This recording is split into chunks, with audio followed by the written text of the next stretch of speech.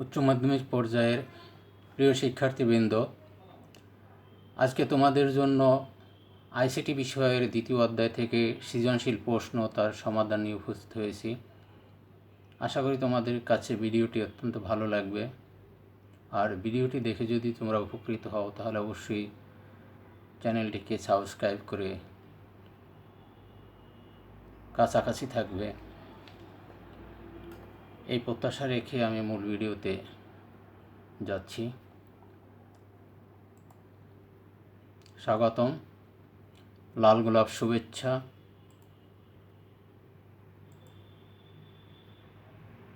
উদ্দীপক দেখো, রনি সাহেব কম্পিউটারগুলোর মধ্যে নেটওয়ার্ক গড়ে তুলেছেন। একদিন নেটওয়ার্কের একটি তার বিচ্ছিন্ন হওয়ায় সম্পূর্ণ নেটওয়ার্কটি অচল হয়ে পড়ে। পরবর্তীতে একজন নেটওয়ার্ক ইঞ্জিনিয়ারের পরামর্শে ভিন্নতর নেটওয়ার্ক ব্যবস্থা গড়ে তোলার সিদ্ধান্ত নিলেন। নতুন নেটওয়ার্ক ব্যবস্থায় যদি নেটওয়ার্কের কোনো অংশ অচল হয়,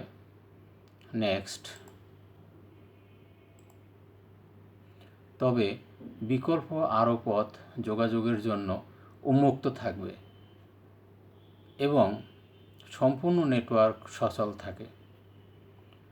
দেখো, এই উদ্দীপকের উপর কী ধরনের প্রশ্ন হয়েছে। ক, ব্যান্ডউইথ কি?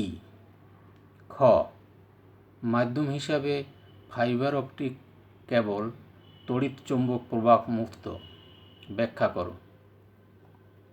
আমি আবারও বলছি, মাধ্যম হিসাবে ফাইবার অপটিক কেবল তড়িৎ চৌম্বক প্রবাহ মুক্ত, ব্যাখ্যা করো।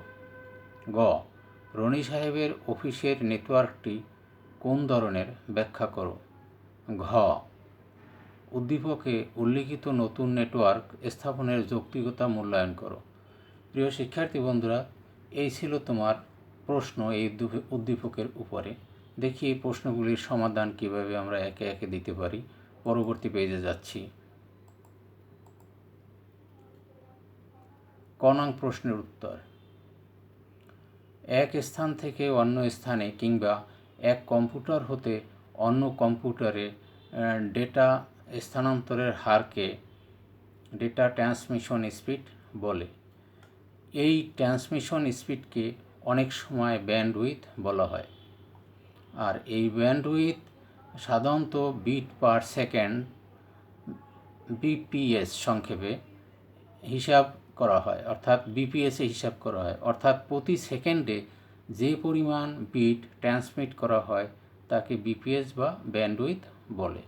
প্রিয় শিক্ষার্থী বন্ধুরা, তোমরা জানো যে এই ক নং প্রশ্নে 1 নম্বর থাকে, তো 1 নম্বরের জন্য এর চেয়ে আর বেশি লেখার কিছু নেই। তোমরা এইটুকু লিখলেই 1 নম্বর পেয়ে যাবে। আশা করি বিষয়টা বুঝতে পেরেছ। পরবর্তী পেজে যাচ্ছি। খ নং প্রশ্নের উত্তর। ফাইবার অপটিক কেবলের ফাইবার তৈরির জন্য সাধারণত soda borosilicate, soda lime silicate, soda aluminium silicate ইত্যাদি মাল্টি কম্পোনেন্ট কাঁচ ব্যবহৃত হয়। কখনো কখনো ফাইবারের ক্লাডিং হিসাবে প্লাস্টিক ব্যবহৃত হয়ে থাকে। পরবর্তী পেজে যাচ্ছি। আশা করি তোমরা এটা বুঝতে পেরেছ।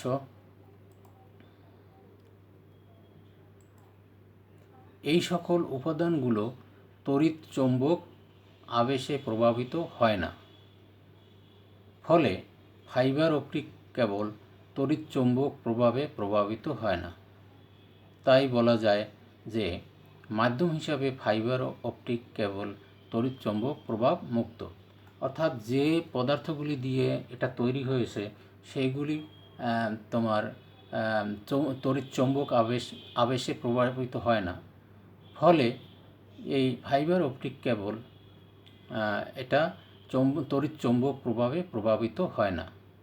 সুতরাং আমরা বলতে পারি যে মাধ্যম হিসাবে ফাইবার অপটিক কেবল তড়িৎ চৌম্বক প্রভাব মুক্ত। প্রিয় শিক্ষার্থী বন্ধুরা, তোমাদের এই খ নং প্রশ্নে 2 নম্বর থাকে এবং 2 নম্বরের জন্য এতটুকু লিখলেই তুমি পূর্ণ নম্বর পেয়ে যাবে প্রত্যাশা করি। নেক্সট, পরবর্তী স্লাইডে যাচ্ছি।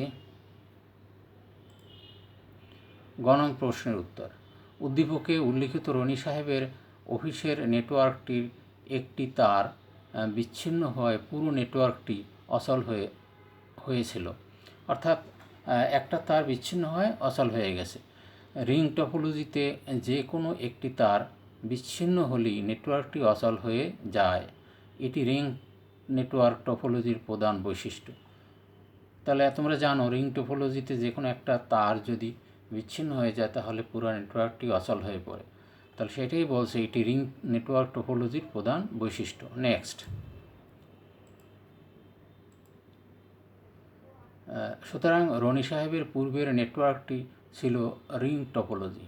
তবে যদি বিচ্ছিন্ন তারটি কোনো নেটওয়ার্কের বাস হয়ে থাকে তাহলে এটি বাস টপোলজির নেটওয়ার্কও হতে পারে।